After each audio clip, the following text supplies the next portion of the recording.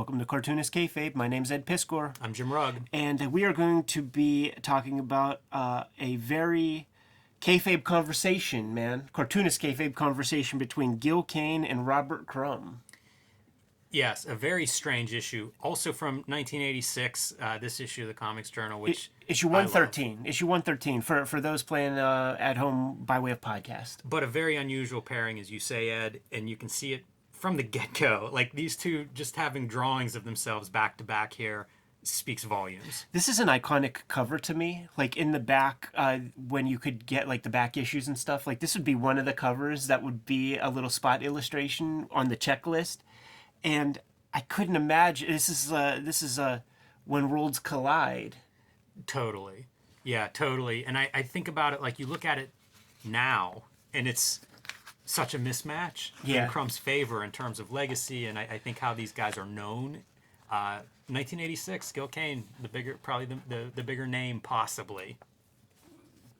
Sure, why not? And maybe at least within the direct market. Yes, and Gil Kane is sensitive to all of that.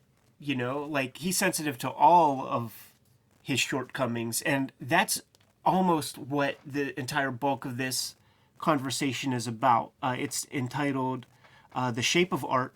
Comics Masters Gil Kane, Robert Crumb discuss influences on their work at DallasCon 1986. The through line, the connective tissue between these two guys Let's take a second before you go into that. Okay. And point out DallasCon.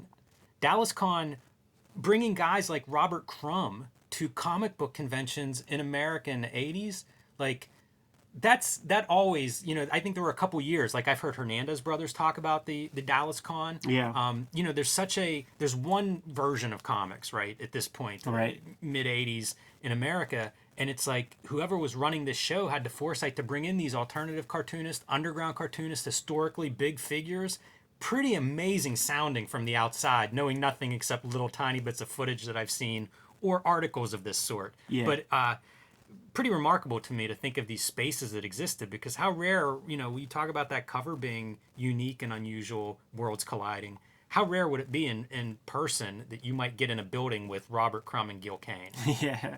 Now, I wonder, and Kayfabers will be able to tell us, man, is DallasCon, is that the Dallas Fantasy Fair? Because there's footage from that 1980s Robert Crumb documentary. It's like about an hour long, where you see a snippet of Gary Groth and Robert Crumb there, and you see Crumb, like, walking the floor, and he describes, like, it's like a space station, like the set. You get in here and then you don't leave for days. In the body of their conversation here, like, when they're talking about comics and influences, Robert Crumb is able to proffer evidence. So he's digging in long boxes at dealer booths, buying old funny animal comics and shit like that. So he is a nerd, like never you mind. He isn't just a record collector. Like, he's picking up those Jay Disbrow comics and stuff. But as you were saying, Gary Groth, the connector between these two guys. Yes, the connective tissue. Gary Groth, publisher Fantagraphics, publisher of the complete Crumb comics, executor to the Gil Kane estate, and is the guy responsible for doing a lot of the Gil Kane reprints that you see go through Gary Groth. Gets them both on stage, and going to talk shop a little bit. The graphic design of this spread, fantastic. On the left, we get a look at the Gil Kane sketchbooks, and it kind of bolsters the conversation, right? A lot of the conversation is about the idealism and the hyperbole of Gil Kane's pulpy kind of artwork that he just cannot escape for the life of him. What does he focus on drawing? Like, fetishizing the physical form. Yeah, and specifically that form in an idealized, action-posed kind of style. And I always think of it as can't unlearn how to ride a bike. Right. And that's kind of, Gil Kane spends a lot of time talking about that, after, I think, 20 years of pursuing this kind of ideal, and then recognizing other important parts of a comic, what constitutes a comic, where that comes from, what informs that. but now you've got to learn how to inject that kind of feeling and heart and these different ideas through this filter, because this is the language that's coming out of your hand. How do you align that with something that's maybe, you know, you're more interested in now as an adult, as a mature man? And interesting ideas, you know, that whole concept of like, it isn't just the illustration part of it, there's more to it. Yes.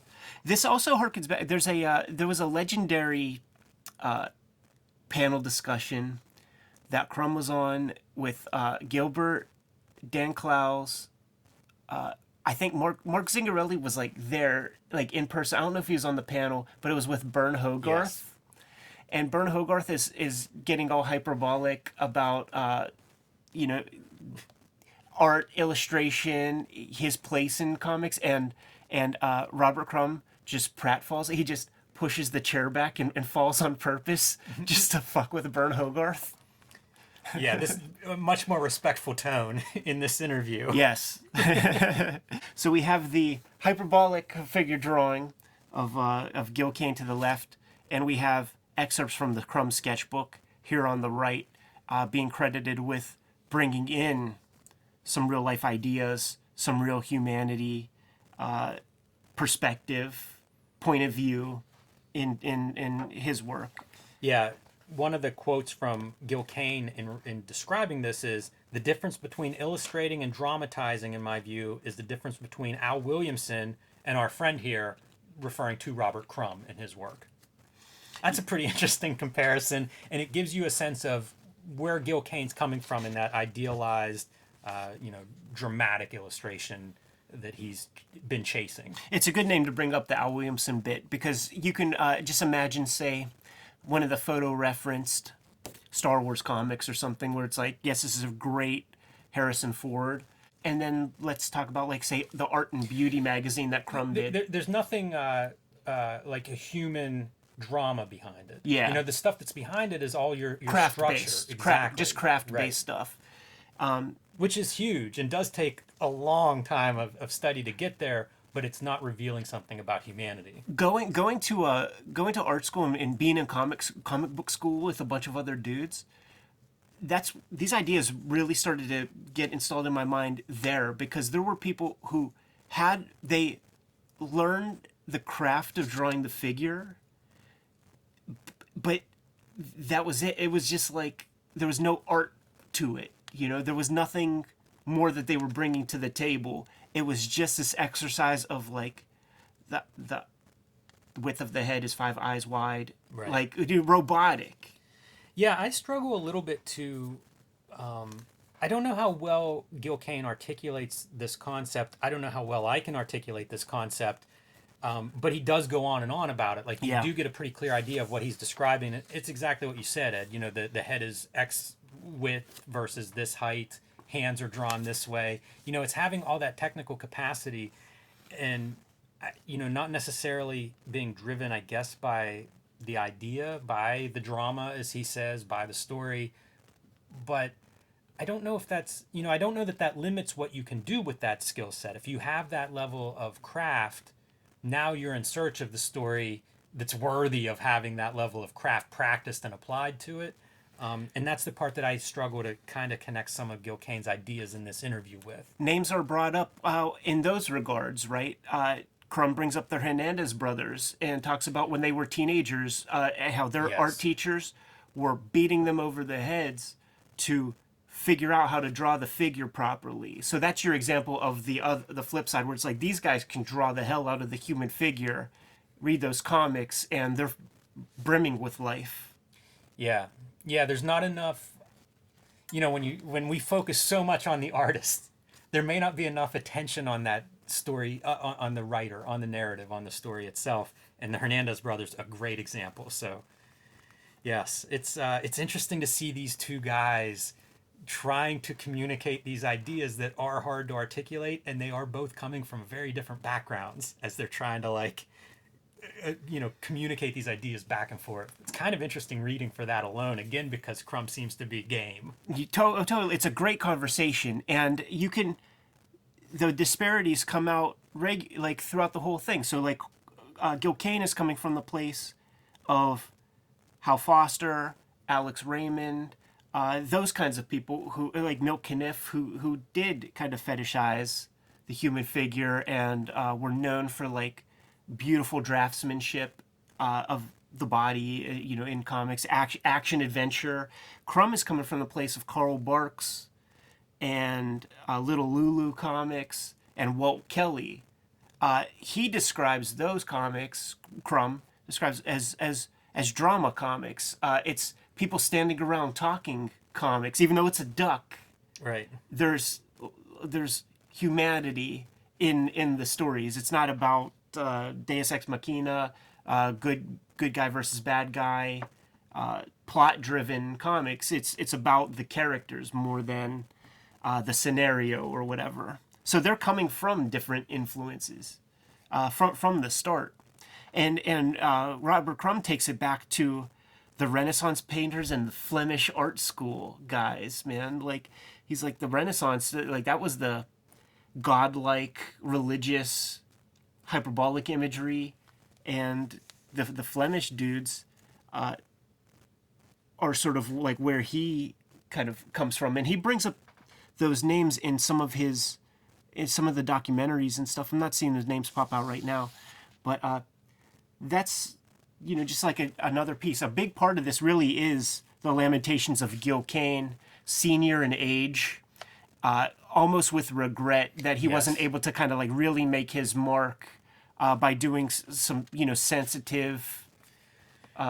It's really interesting to read it from that perspective, because it's a guy who has spent decades refining that craft and getting to a level like, my response to Gil Kane as a reader would be like, wow, this guy can draw, really well. When I would start to find his comics and stuff, when I finally got access to back issues, and then to see him reflect on that and almost as if like that was time misspent in a way. Really interesting. And you wonder, like, Crumb he's not a new, he's not 20 at he's this like point, 40 but here. still younger here. And he talks about his own, what he's looking to refine and change. And he sometimes equates it to tools, which is a really interesting thing to read from a guy like Crumb. And again, what my conception of Crumb is, the idea that him learning to use a brush or trying to use a brush somehow informs his drawing and thinking is so foreign to me, but obviously not, obviously something that was on his mind. So interesting to see these guys comparing notes with where they're at in their life and thinking about maybe changes they would like to make, time permitting. I wonder if at this point in time, like Crumb is probably older right now today than the Gil Kane that's speaking in this conversation was, right? So it would be interesting to talk to Robert Crumb and see if he has lamentations, like see if that's just a natural progress of like the artistic mind. If you hit a certain age, and upon reflection, you might have wanted to go left or right. It just seems like a certain amount of like regret or lack of satisfaction is kind of built in to the artistic mind. Like first off, that's how you progress. That's how you get better. It's just like, I can do this better.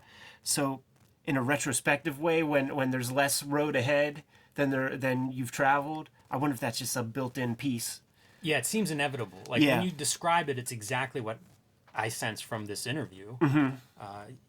And Crumb being younger, it's not coming through as much from him, but there's still some version of it where he's talking about things that he wants to bring, or he's working on bringing into his side. Which is weirdly some of the stuff that Gil Kane does really well. I think there's no commonality between these two in their approach, but in some ways there is, and maybe the commonality is that self-critical eye, looking at your work and saying, all right, I can do this part. Crumb can do the dramatic storytelling. Now let me figure out how to draw hands. Like a real person. Like, right. Let's get out of the Bigfoot cartooning stuff. And this was that, like, very specific era. There are early issues of Hup where Crumb is using the brush. And a couple late Weirdo strips, perhaps. He's talking about some of the things he wants to bring in, besides working with the brush stuff and, getting more accurate figure drawing into his work, is dramatic effects, like literally like Kirby lines and stuff, like the radiating Kirby lines, and just dramatic lighting to like add to his stories. And I'm thinking specifically of like the Philip K. Dick strip he did has both of those things that he's describing, man. So that's one place to look for what he's talking about here. But Kane, he's talking about the pulp vulgarity of his work, and in conjunction with the superhero comics that he was doing, things like this. And Crumb we see this Classics Illustrated right here. He basically is talking about how this is like one of the only comics that he liked at the time when he was a kid, because it was so lurid. Right. He's a cartoony comic guy, Bigfoot comic guy, but this particular Classic Illustrated was like, taboo to him. So it was attractive for those reasons. And I've never seen these sketchbook images anywhere. Maybe they're in one of the German editions or something. But Crumb talking about redrawing and trying to like reverse engineer like Frank Frazetta illustrations. And upon doing so, that's like where he discovered that it's like all surface level. There's nothing like, I think the exact quote is like, here it is. What you see is what you get, according to Crumb. Like it's like that movie Ghost World, like when they're in that art class and the teacher is like luxuriating over that one boy's image, and she's waxing artistically about it, and he's like, no, I just want to draw somebody with a hammer. Like that's Frank Frazetta to Robert Crumb, and I get that. But Kane is also talking about just how that kind of imagery like speaks to people, and I think ultimately it's about who you imagine as an audience, or who is an audience for your work. If you do the kinds of work that a Robert Crumb does, you get the kind of audience that a Robert Crumb gets.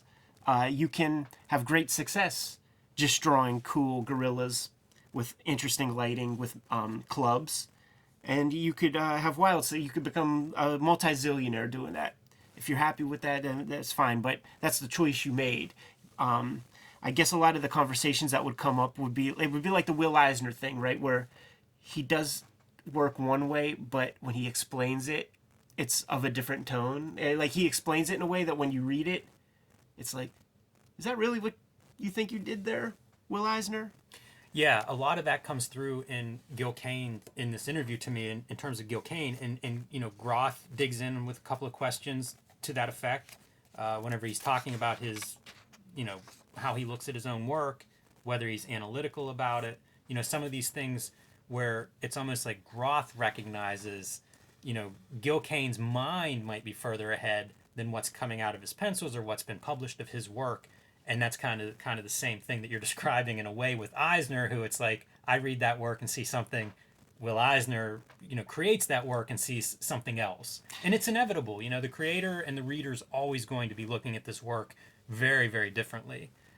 It seems like Kane is very honest about, like, the way Kane is talking is one way, but he's never saying that about his own work. He's always self-effacing in this conversation. He recognizes all the flaws. It's all him wearing his flaws on his sleeve, and I think that Groth is reasonably sensitive to him a whole lot through the thing.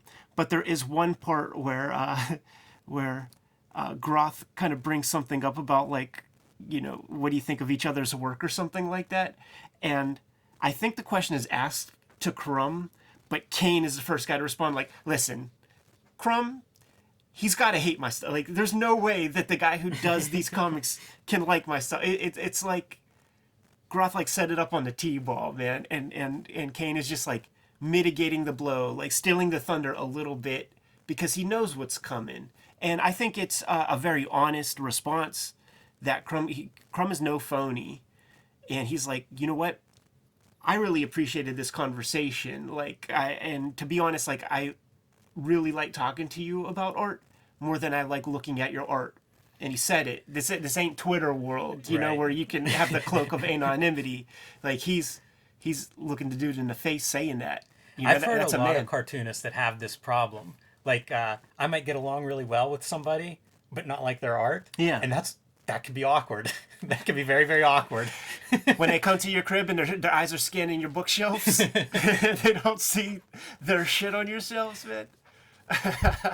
There's a great section here where Kane is talking about what he sees in Crumb's work, and it goes back to an early assignment whenever he had met Crumb he was there to do drawings in Harlem, and describes him as this great draftsman and gets into what he means by that. That's pretty incredible, where it's not about the learning the abstracts, I guess what we would say like the accurate, perspective or something along those lines. In figures, it'd be that accurate figure, but instead, representing or expressing the object. And so he just praises Crumb for that ability, and something that he identified 20 years prior to this, when Crumb was very young and kind of, starting out. So it is interesting to see, again, where these separations exist. And you could see why it might be interesting. Crumb strikes me as, I always think any good artist is somebody who's curious. Yeah. Curious about the world, about, the people around him.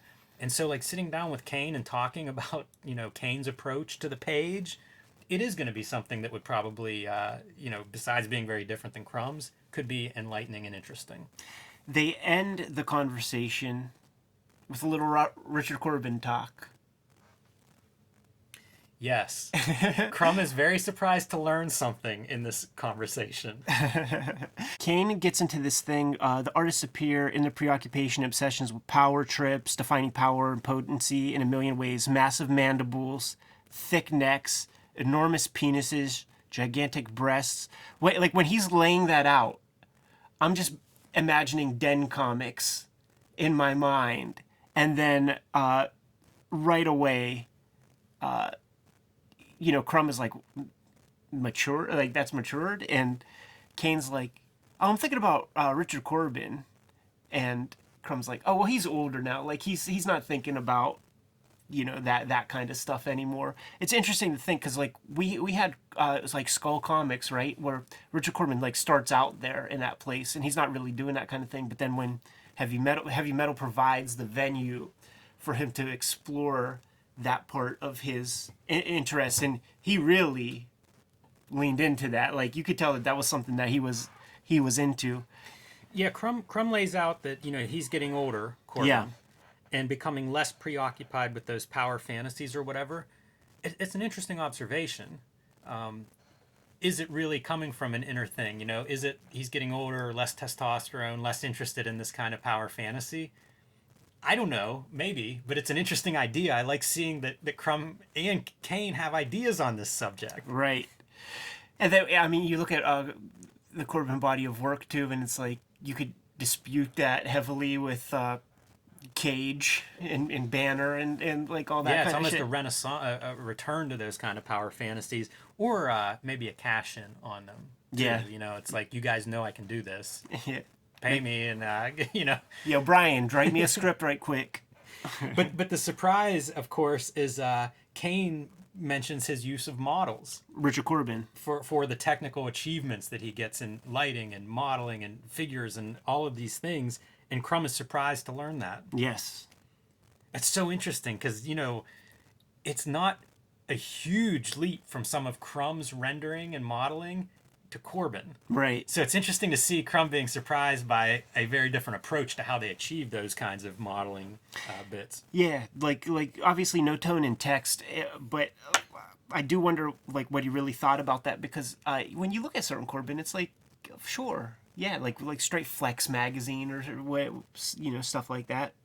Anyhow, man. I have one more bit that I find fun. Yeah. And it's in this section. Kane is again talking about Jack Kirby, but comparing Kirby and Rambo, some of Kirby's comics, right. And Rambo. Oh, right. Yeah. And this idea that, Rambo, he's a murderous human being, but in terms of size, it still doesn't compare to like Kirby's working God scale. So, the size of potential violence or superheroism, it's disproportionate between those two as examples.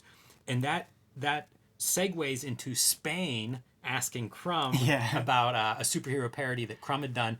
I just love the idea that Spain's hanging out, at this panel or in the audience or whatever, and throwing in his 2 cents. And Crumb describes that comic, his superhero parody, as clumsy and inept, is how he felt about it. Really hard for him to pull off, showing a person running, a realistic figure, no idea how to do that. This was great. It's very revealing of these artists taking a look at themselves and being critical, and getting an idea of how they see themselves, because it's so different than how I see both Kane and Crumb. When Crumb put out the Book of Genesis, doing the publicity tours for that, he still was kind of talking the same stuff about getting drapery on an actual human figure, and how that would work, all the whiteout he has to use, the different kinds of capturing the human figure in a bunch of different angles, and not going Bigfoot with it. The Book of Genesis is 25 years after this or something like this, man. So artists still struggling, trying to figure out his piece.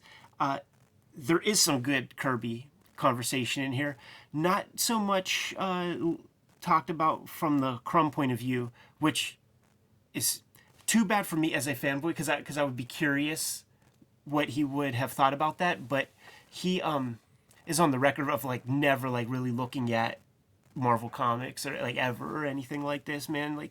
He checked out long before.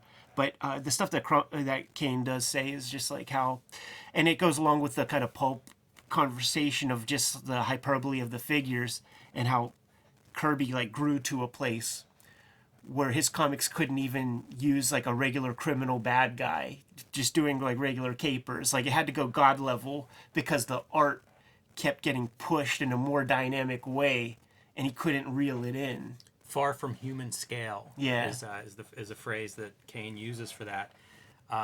Man, that's a good contrast. Earlier, Crumb is talking about character actors. Yeah, right. As something that he looks at, and it reminds me of Dan Clowes interviews that I'd read with him, where these guys were looking at more than what was the center of the composition or the hero or protagonist. And I think it's a good example here with Crumb, where it's I'm not interested in the superhero ideology, so I'm looking at whatever else. You can apply that to a lot of Hollywood storytelling, where it is the character actors are more interesting. Right. Especially to me, who's interested in humanity and wants to tell, this kind of story. That's who I'm looking at, in these pieces. And it's an incredible contrast when you put it in comics terms, and it's Jack Kirby's far from human scale versus, a Robert Crumb or a Dan Clowes telling a story about some, regular person struggling with what we all struggle with. And then you put Steve Buscemi in your movie. What do you say, Jimmy? You good, man? Yeah, it's good stuff, though, man. This was a fun interview to dig into. Great conversation. It's one that I've been meaning to get on the record for a long time. Once again, this arresting cover image spoke to me long before I ever had the chance to read it. And everybody at home who tracks this stuff down, this issue's full of great stuff. Yes. It's 1986. It's the year of comics, and there's a lot of fun in this issue. My man Harvey Pekar cutting promos on Mouse, man. That's a legendary set of articles. Elektra Assassin being raked across the media the media channels because of how violent it is, and comics aren't just for kids, not being a compliment to some parents groups. We're going to be digging into more comics journals, man. It's been a while since we looked at one. Always fun reads. Put these on the record. Kayfabers, follow, subscribe to the YouTube channel. Hit the bell. We'll notify you when new vids are available. Jimmy, what do you have out there? Join me on patreon.com/JimRugg to find my out-of-print, hard-to-find zines and mini-comics, to see lots of my original art and lots of the comics that I'm making and my thoughts on choices I'm making and how I go about that. Doesn't this cover speak directly to their conversation Totally. of that? Because also Gil Kane, I was going to say things, but I don't know that it's public information, but look up Gil Kane, and he doesn't look like this. And this is probably, it's not like Robert Crumb is Tom Cruise, but it ain't that bad. It does sum up their different philosophies. They're very idealized, they're very human. Cartoonists don't have arms this big, man, unless you're Greg Capullo. Red Room, issue 1, coming out from Fantagraphics, the publishers of the Comics Journal. in May 2021. It's going to be a monthly comic, and you could pre-order yours today. Hit my link tree in the description below. Get it straight from Fantagraphics. Hit my Patreon up in that link tree. You could read the first 3 issues at this point. Put new strips out every Tuesday. $3 gets the archive. You can subscribe to the Cartoonist Kayfabe e-newsletter at the links below this video to keep up with everything we have planned for 2021. You can find Cartoonist Kayfabe t-shirts and merchandise at the links below this video. Jimmy, give him one last set of marching orders, man. We're going to be on our way. Make more comics.